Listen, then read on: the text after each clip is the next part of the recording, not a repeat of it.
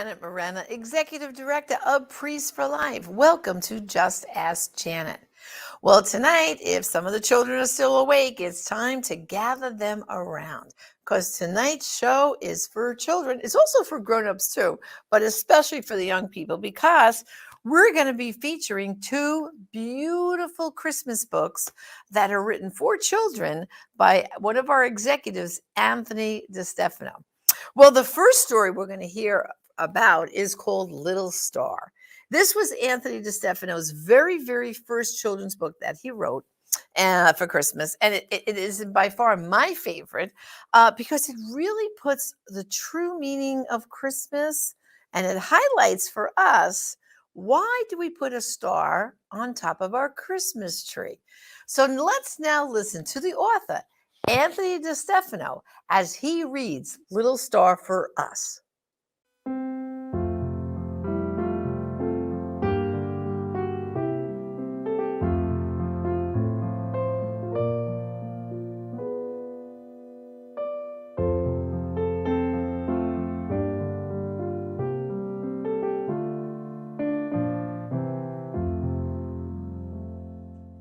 Hello friend, I'm Pat Boone. I'm a granddaddy now, and one of the things I most enjoy is reading a good book to my grandkids. It's a special experience for them and for granddaddy as well. Now I'd like to do something special, read something to you that I think you're going to enjoy. It's a wonderful Christmas book for kids. It's called Little Star, written by a longtime friend of mine named Anthony DeStefano, who's written some other best-selling books for kids. This one, I think, is destined to become a classic. Little Star. I think you're going to enjoy it as much as I do.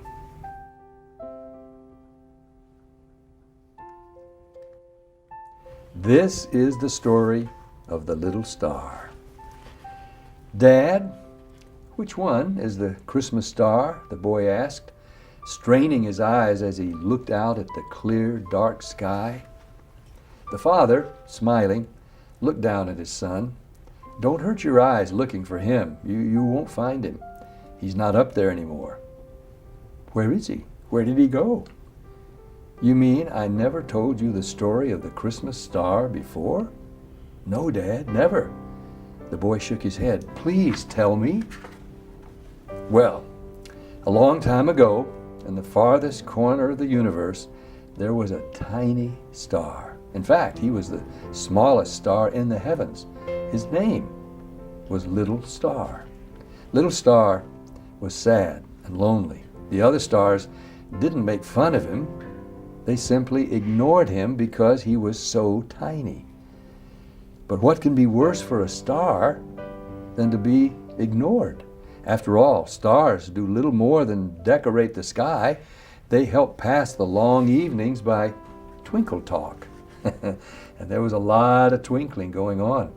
The other stars were all talking about a rumor they had heard for ages, a rumor that a king would soon be born on a faraway planet called Earth. It was known that the king had a special message that would change the whole world forever.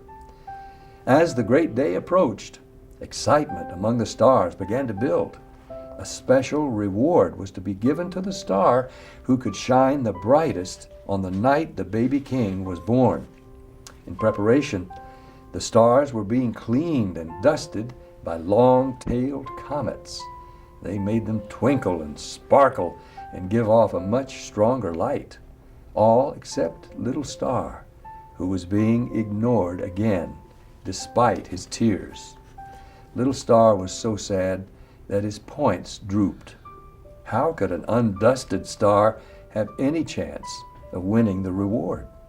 Finally, on the coldest night of the year, one of the stars yelled, "It's happening! It's happening! The king is going to be born!"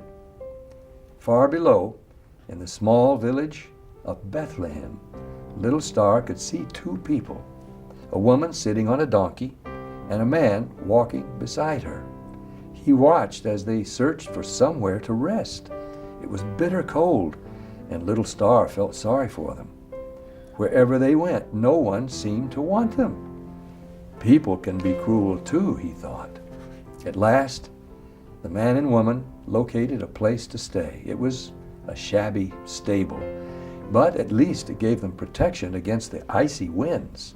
This is a strange way for a king to be born, thought little Star.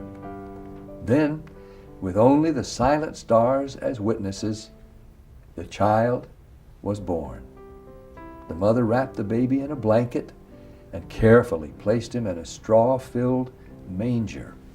The baby's name was Jesus. "He can't be a king," one of the stars said. "Kings aren't born poor. We've been fooled." Feeling disappointed, many of the other stars agreed. But little Star kept looking down at the baby. Suddenly, a thought came to him. "I think I understand," little Star cried out. "The baby Jesus is a king. He's just little." Little Star knew that Jesus could have chosen to be born in a palace surrounded by riches, but instead, he had humbled himself to be born in a stable. He didn't want to be rich and important. He wanted to be like the poorest of the poor. Jesus wanted to be born little to show all the people of the world that he loved them, no matter how small or poor they were. Of all the stars in the heavens, little Star was the only one to understand the king's message. His message was love. Little Star's heart was bursting with joy. He wanted so badly to touch the child. Trying as hard as he could, he used all his strength and might to reach out with his light toward the earth. Burning brighter and brighter, he extended his rays down to the village of Bethlehem, into the cold stable, warming and lighting it with his love. The other stars were amazed. They had never seen little Star so big and bright, but they were scared that he was burning too brightly for such a small star. "Stop," they all yelled. "Stop, or you'll burn yourself out." Little Star could not hear their warnings. He was only aware of the child in the cold stable. All through the long, cold night, little Star burned as brightly as he could so the baby Jesus could be warm.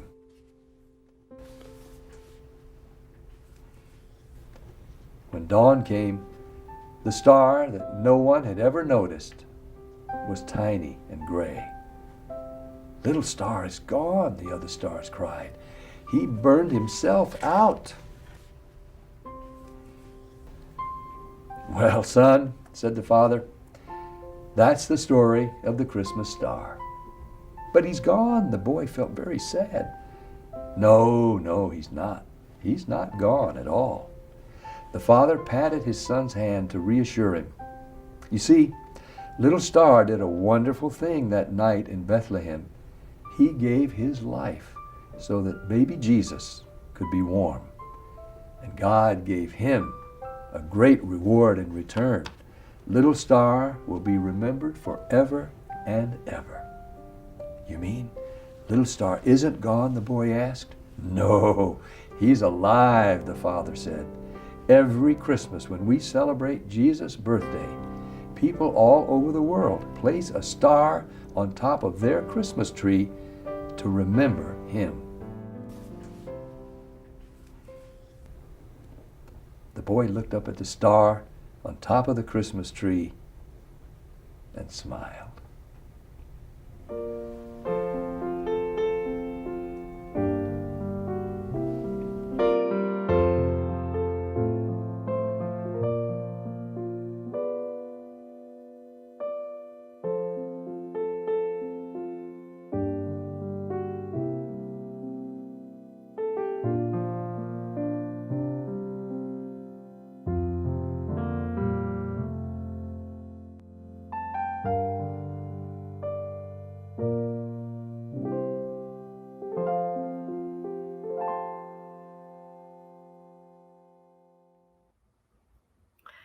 Isn't that a beautiful story? And every time I watch it, I still get a little choked up. And of course, I always put a star on the top of my Christmas tree. How about you? Do you put a star up there? Or maybe if you don't, now you've got a good reason to do it. Well, if you're interested in getting this beautiful book, Little Star, written by Anthony DeStefano, just go to our online store at prolifeproducts.org. Order it now. It's a beautiful, beautiful gift to give your children or your grandchildren. I've given this book to my grandchildren, and every Christmas they open it up. It becomes one of those classic stories that we look forward to. I don't know about you, but I have children's books like this.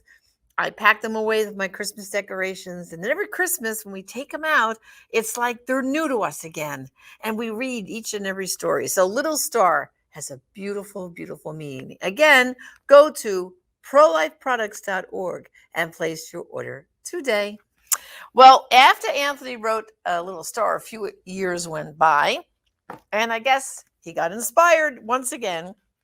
And he wrote another Christmas story called The Grumpy Old Ox. You might be wondering, what does a grumpy old ox have to do with Christmas? Well, stay tuned now, because we have another opportunity for you to listen to this story, see the beautiful pictures as Anthony DeStefano himself reads this story. So let's now listen to The Grumpy Old Ox.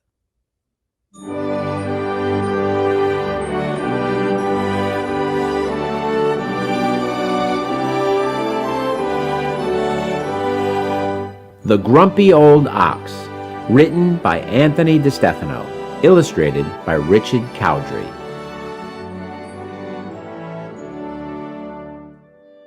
There once was an ox, grumpy and old, blind as a bat, selfish and cold.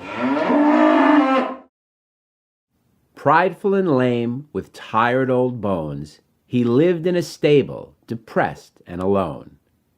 Without any family and no friends in sight, he stayed by himself from morning till night. His master, like him, was stubborn and vain. He owned a small inn where visitors came. He gave the ox orders, the ox disobeyed. Defiant and willful, he wasn't afraid. The man took a broom, and with a loud smack, he gave the old ox a whack on his back. "You lazy and sightless and smelly old brute," the innkeeper shouted and kicked with his boot. The ox simply sneered and grumbled with pride. He limped to the stable and lay down inside. The stable was dark, but he didn't mind. He stayed there alone, just bitter and blind. Then, one black night, a door opened wide. A man and a woman were standing outside. The owner was with them. He said with a grin, "You'll have to stay here, no room at my inn." The ox strained his eyes, attempting to see. He barely detected the forms of all three. The lady was pregnant and heavy with child. The man held her hand and tenderly smiled. He put a small blanket on top of the dirt. The woman lay down, about to give birth. The innkeeper left them all cold and alone, without any food and so far from home. But something odd happened that memorable night, something that gave the ox quite a fright. A shutter flew open, and in flooded light. A star in the heavens was dazzlingly bright. It made the small stable feel pleasant and warm. In this simple setting, the child was born. Strange as it seems, the ox became sad because the young family was treated so bad. "I'm all by myself," the grumpy ox sighed. "The reason is that I'm so full of pride. But this little babe, so humble and poor, is guiltless and precious and perfect and pure." Just at that moment, he had an idea. He struggled to stand and limped over near the manger he ate from, all filled up with straw, and pulled it across the cold stable floor.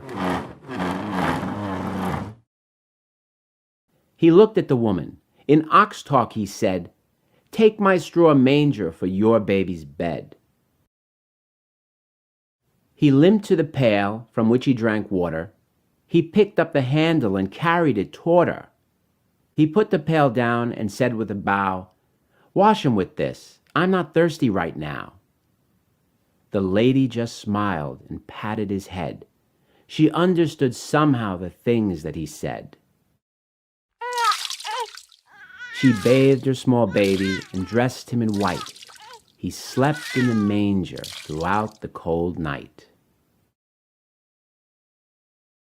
Soon shepherds came in, along with their sheep. They knelt by the crib and watched the babe sleep. A donkey and camel came through the door. They walked very slowly and knelt on the floor.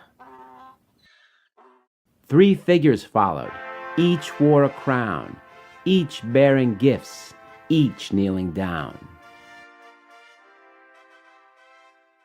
What can be happening? Who can this be? The grumpy ox squinted. I wish I could see. He strained with his eyes and thought for a while, then looked at the child and started to smile. This baby is special, sent down from above. Yes, that's why this stable is so filled with love. That's why these people are worshiping him. He must be from God. He must be a king. The rest of the night, he knelt on the earth, next to the feet of the girl who gave birth. The family soon left to find a new home. With everyone gone, the ox was alone. He thought of the babe, so loved and adored, while he, the old ox, was shunned and ignored. I'll try to be different, the grumpy ox swore. I won't be so prideful or mean anymore. He walked to the manger. His hunger was great. He stuck his head in and rapidly ate.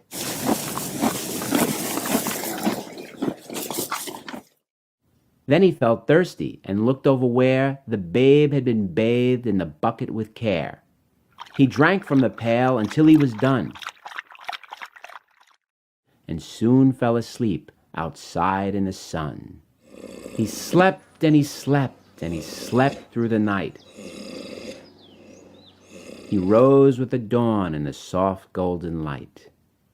But when he awoke and opened his eyes, the ox was amazed by a wondrous surprise. He looked all around, and what did he find? He couldn't believe he no longer was blind. The hillside, the village, the stable, the tree, all that he gazed at was plain as could be.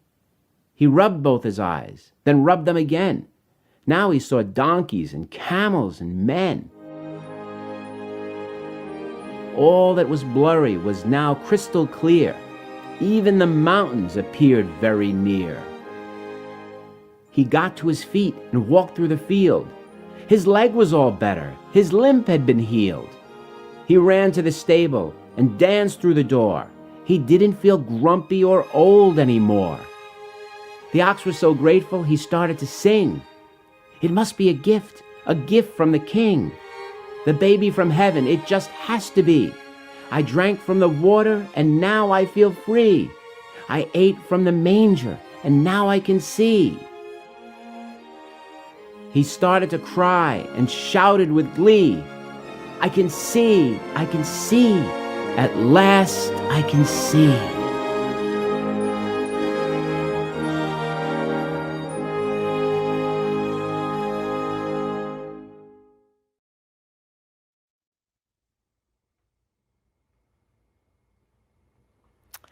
Another beautiful story, again, focusing on the real meaning of Christmas. The Grumpy Old Ox, and the illustrations in this book are just beautiful. Richard Cowdery, who is the illustrator, he's a New York Times best-selling artist that did the pictures for the Grumpy Old Ox. So you can go to our online store at prolifeproducts.org and place your order today for the Grumpy Old Ox. And of course, wasn't that terrific that we heard Pat Boone reading Little Star for us? So both of these beautiful, beautiful Christmas books are available at prolifeproducts.org. And of course, at our online store for the Christmas season, we have a lot of beautiful items, other books, resource, a beautiful brand new book written by Father Pavone called Christmas for the Unborn. We got a great t-shirt and hoodie called Social Justice Begins in the Womb. So check out with your Christmas shopping, prolifeproducts.org, and especially these two beautiful children's books. This is Janet Morana, Executive Director of Priests for Life. Thank you for joining me on Just Ask Janet. God bless. I will be silent no more. I'm free from the